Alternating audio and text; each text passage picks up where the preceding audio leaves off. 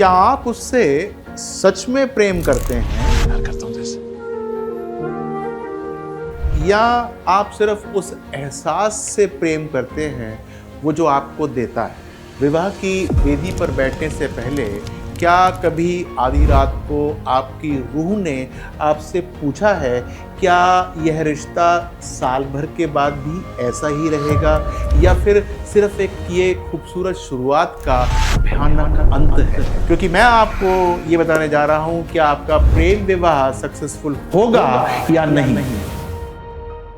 आजकल मेरे पास बहुत से युवा आते हैं, आंखों में सपने होते हैं, हाथों में हाथ लिए आते हैं, परिवार मान गया है, समाज भी मान गया है, सब कुछ पिक्चर परफेक्ट है, लेकिन जानते हैं सबसे डरावनी बात क्या होती है उनके मन के अंदर? सब कुछ सही दिखने लगता है, तभी मन में एक छोटा सा डर जन्म ले लेता है, क्या ये रिश्ता टिकेगा कि नहीं? हम एक ऐसे दौर में जी रहे हैं जहां ब्रेकअप और तलाक शब्दों ने अपनी गंभीरता ही खो दी है। लोग मंदिर जाने से पहले वकील का नंबर ढूंढ लेते हैं। क्यों? क्योंकि हम रूहों का मिलन नहीं, केवल शरीर और जरूरतों का समझौता कर रहे हैं। आज मैं ज्योतिष की भारी भरकम शब्दावली से बात नहीं करूंगा, न करना चाहता हूं।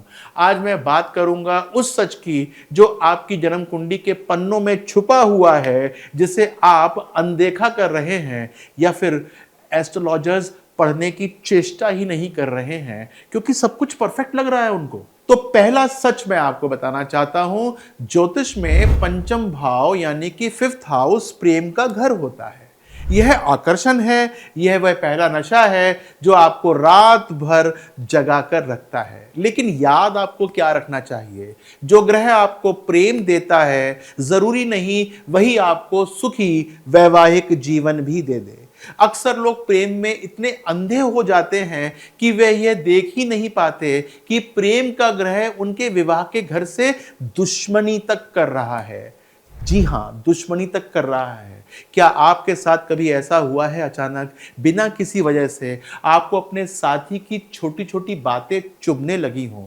अगर ऐसा हुआ है तो कमेंट में हां या यस लिख दीजिएगा। मुझे जानना है कितने लोग इस अदृश्य खिंचाव को महसूस कर रहे हैं। मैं आपकी परेशानी भी सॉल्व कर दूंगा, निश्चिंत रहिएगा। अच्छा, अब आते हैं दूसरे स्तर पर यानी सेकंड सेगमेंट पे। माता पिता मान गए, सगाई की तारीख पक्की हो गई है, आप खुश हैं, लेकिन क्या अपने सप्तम भाव को आपने देखा है? सप्तम भाव वह घर होता है जो शादी के बाद या विवाह के बाद घर में शांति लेकर आता है या फिर वो कहता है कि भाई जाओ कोर्ट।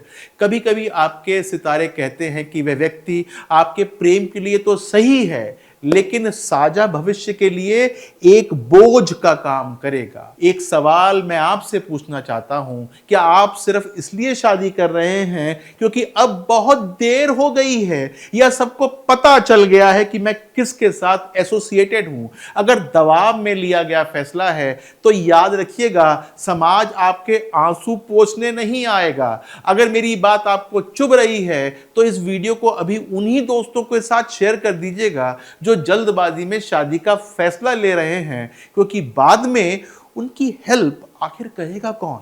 हॉरोस्कोप की तीसरी परत पे आता हूं, चतुर्थ भाव।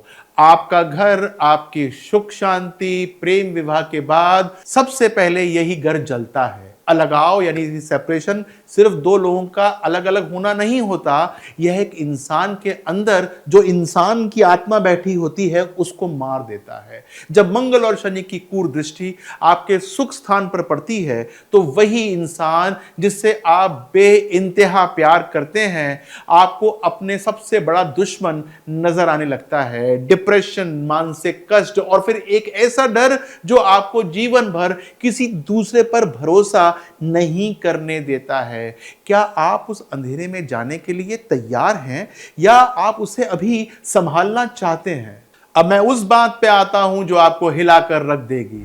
विवाह कोई इत्तेफाक नहीं होता, यह आपके पिछले जन्मों के कर्मों का हिसाब किताब होता है।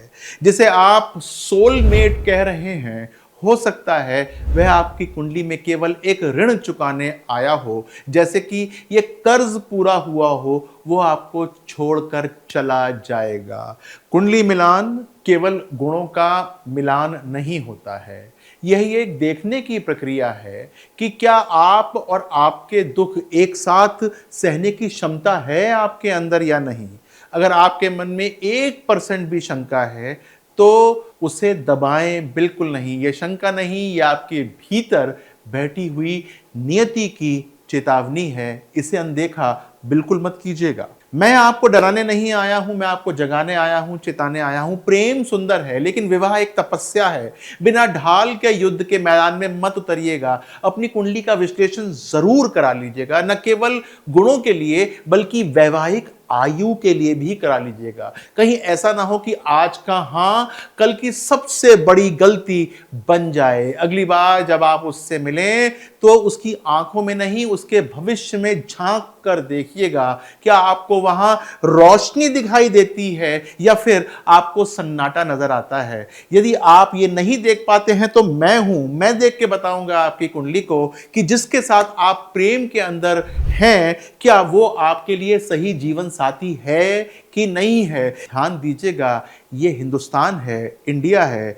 यहां पर विवाह करना तो आसान है लेकिन उसको विच्छेद करना यानी तोड़ना लगभग असंभव हो जाता है। 2, 4, 5, 10 साल बहुत मामूली बात है और इसके अंदर आपके साथ जो होता है यह आप किसी से भी पूछ सकते हैं। मैं नहीं चाहता कि आपके साथ ऐसा सब कुछ हो, इसलिए अपनी कुंडली को जरूर दिखा लीजिएगा। और याद रहे, समय किसी का इंतजार नहीं करता है और कर्म कभी पीछा नहीं छोड़ता है। अपना ध्यान रखिएगा। नमस्कार।